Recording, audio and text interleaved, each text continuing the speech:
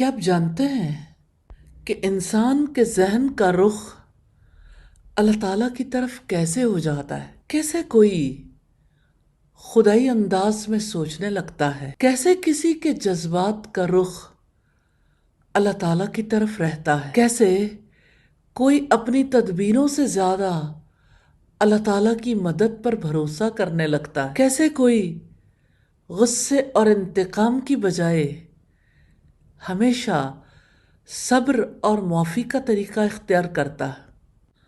ایسا کچھ خود بخود تھوڑی ہو جاتا ہے، اس کے لیے محنت کرنی پڑتی ہے۔ دیکھیے، دنیا میں دو طرح کے لوگ ہوتے ہیں،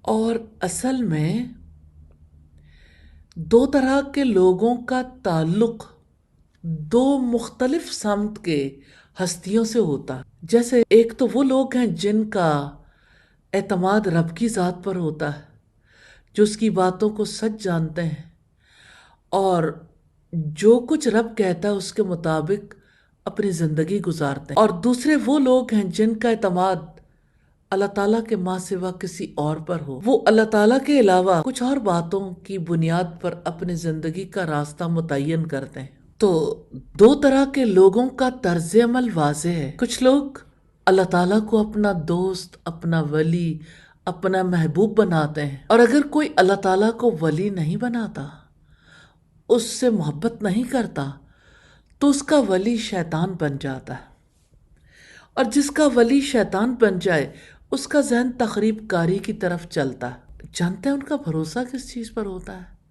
سازشوں اور انتقام پر۔ ان کا ذہن منفی تدبیروں کی طرف مڑ جاتا ہے۔ ایسے لوگ ہمیشہ اندھیروں میں بھٹکتے رہتے ہیں، ان کو کبھی روشنی میں آنا نصیب نہیں ہوتا۔ لوگوں کے لیے نہ دنیا میں کامیابی ہے نہ آخرت میں۔ رب العزت کا فرمان ہے، اللہ ولی الذین آمنوا، اللہ تعالیٰ مددگار ہے ایمان والوں کا، یخرجہم من الظلمات الی النور، وہ ان کو اندھیروں سے نکال کر اجالے کی طرف لاتا ہے۔ اور جن لوگوں نے انکار کیا ان کے دوست شیطان ہیں، وہ ان کو اجالے سے نکال کر اندھیروں کی طرف لے جاتے ہیں۔ یہ آگ والے لوگ ہیں، وہ اس میں ہمیشہ رہیں گے۔ اللہ تعالیٰ سے دعا ہے ہمیں ان لوگوں میں شامل فرما لے جن کا اعتماد اللہ تعالیٰ کی ذات پر ہے۔ اللہ تعالیٰ سے دعا ہے ہمیں ان لوگوں میں شامل فرما لے جو اپنی تدبیروں سے زیادہ اللہ تعالیٰ کی مدد پر بھروسہ رکھتے ہیں، جن کے جذبات کا رخ اللہ تعالیٰ کی طرف رہتا ہے، جو معاف کرتے ہیں، صبر کرتے ہیں، وہی اندھیرے سے روشنی تک کا سفر کرتے ہیں۔ روشنی کے حالے سے نکل کر اندھیروں تک کا سفر کرنے کے لیے کوئی خواب نہیں بنتا، لیکن اللہ تعالیٰ کی طرف سے ایسا فیصلہ ہو جاتا ہے۔ اس کے مقابلے میں جو اندھیرے سے روشنی تک کا سفر کرتے ہیں انہیں محنت کرنی پڑتی ہے، کیونکہ ان کا حامی و ناصر رحمان ہوتا ہے۔ اللہ رب العزت نے تو یہ زندگی اسی لیے دی ہے کہ ہم آسان عمل کریں۔ اللہ تعالیٰ ہمیں اس کی توفیق عطا فرمائے۔ اس کے مقابلے میں دیکھیے کہ جو لوگ اللہ تعالیٰ کو اپنا ولی نہیں بناتے، ان کا ولی شیطان بن جاتا ہے۔ پھر وہ تخریب کاری کی طرف، سازشوں اور انتقام کے طریقوں کی طرف چل پڑتے ہیں۔ ان کا ذہن ہر موقع پر منفی تدبیروں کی طرف مڑ جاتا ہے۔ ایسے لوگ اندھیروں میں بھٹکتے ہیں، کبھی روشنی میں آ نہیں سکتے۔ یہ وہ لوگ ہیں جن کو شیطان نے اندھیروں کی طرف دوڑا دیا۔ اب سوال یہ پیدا ہوتا ہے کہ کوئی انسان اللہ تعالیٰ کو اپنا ولی کیسے بنا لے، اللہ تعالیٰ کو اپنا مولا مددگار کیسے بنا لے؟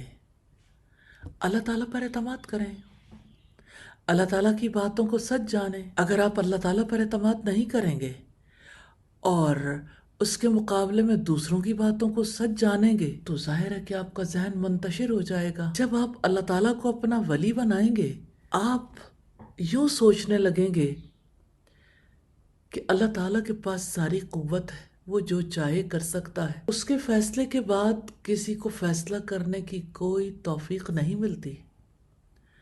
تو جو رب پر بھروسہ کرتا ہے اس کے جذبات کا رخ بھی اسی کی جانب رہتا ہے۔ ایسا اچانک ممکن نہیں ہو جاتا، ہر دم ہر موقع پر اس کی یاد چاہیے۔ اور اب دیکھیے کہ ایک پیٹرن دیا ہے لائف کا محمد رسول اللہ صلی اللہ علیہ وسلم نے، وہ پیٹرن اپنا کے دکھایا۔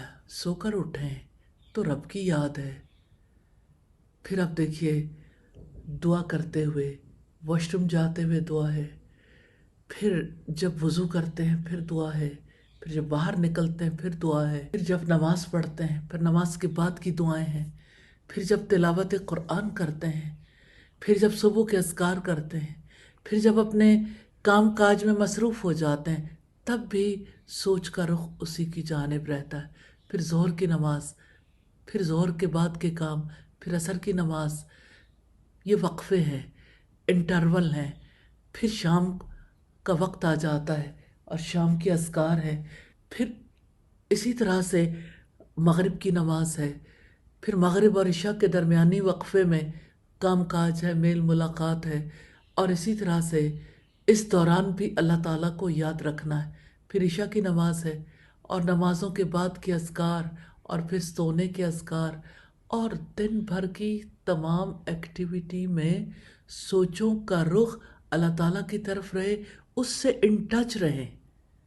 تب انسان اپنی زندگی میں غصے سے، انتقام سے بچتا ہے، صبر اور معافی کا طریقہ اختیار کرتا ہے، تب انسان منفی تدبیروں سے بچتا ہے، سازشوں اور انتقام سے بچتا ہے، تب وہ شیطان سے رب کی پناہ میں آ جاتا ہے، اور جب وہ رب کی پناہ میں آ جاتا ہے تو کامیابی کے راستے پہ چلتا ہے۔ حقیقت یہ ہے کہ شیطان نے جن لوگوں کو روشنی سے اندھیروں کی طرف دوڑا دیا، ان کے لیے دنیا اور آخرت میں ناکامی کے سوا کچھ نہیں۔